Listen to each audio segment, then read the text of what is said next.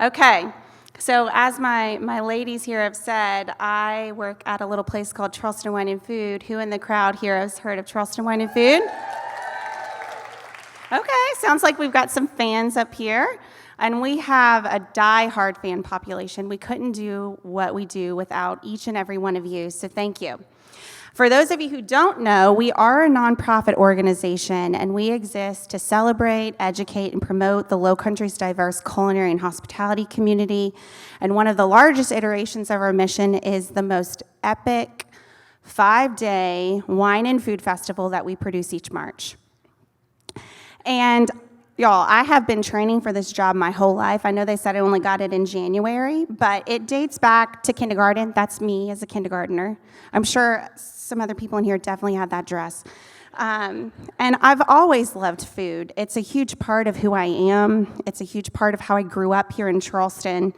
And I have to tell you that my mom's here tonight, and when I was in kindergarten, I used to fib a little and say that my parents forgot to feed me dinner or breakfast so I could get extra snacks, and it worked.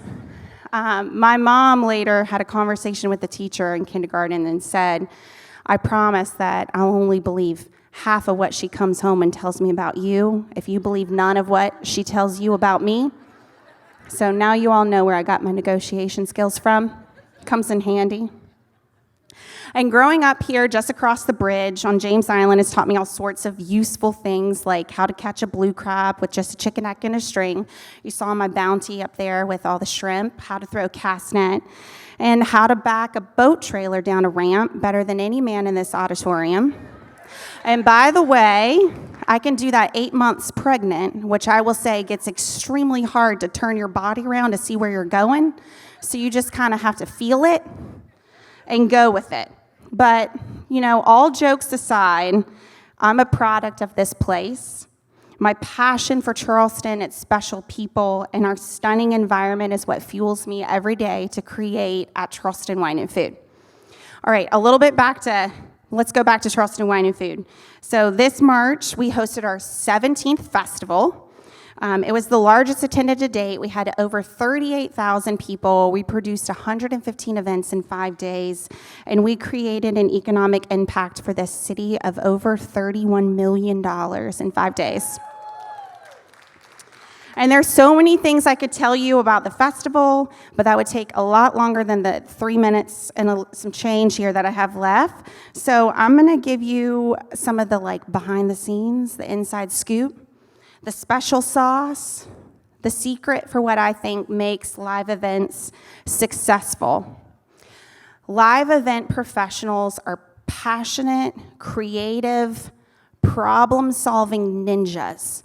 They excel under pressure, they can solve problems on the fly, and they absolutely thrive in the chaos of it all.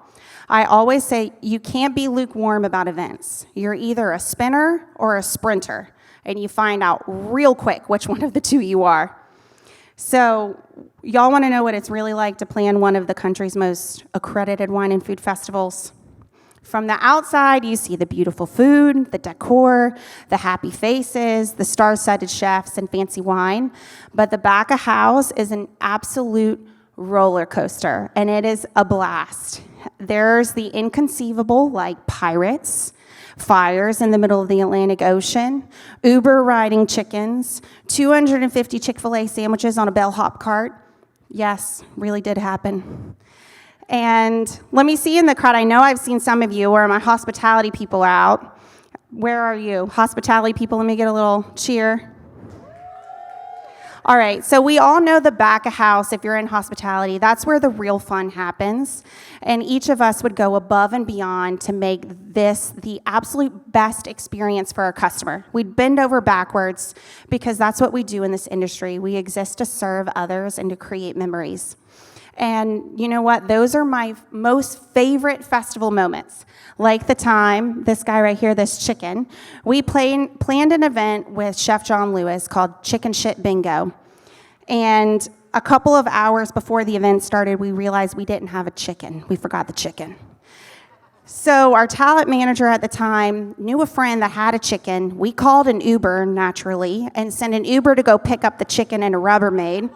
It arrived to the event just in time.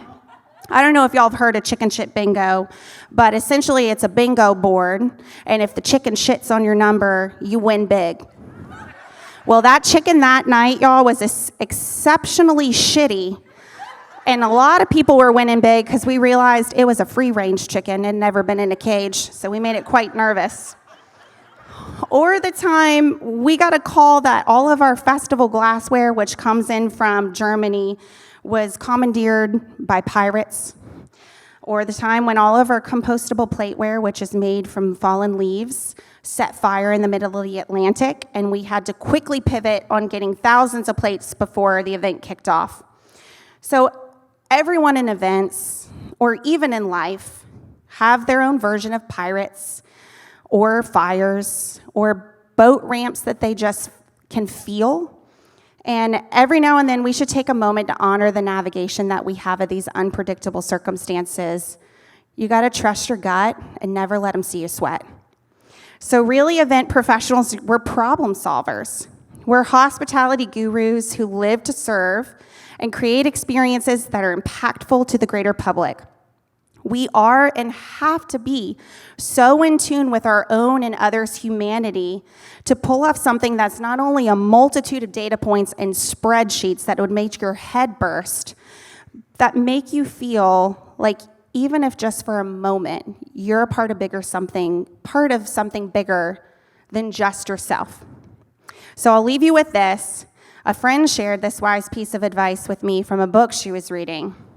Some things are meant to be the byproducts, not the causes or the aims. Some things are the smoke and not the fire.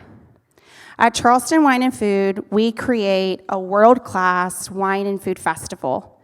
But the effect of that creation, the smoke of what we do, is the why behind it all, and the effect is community. It's an honor to serve this community, and we look forward to continuing to be an ambassador for you all. Cheers.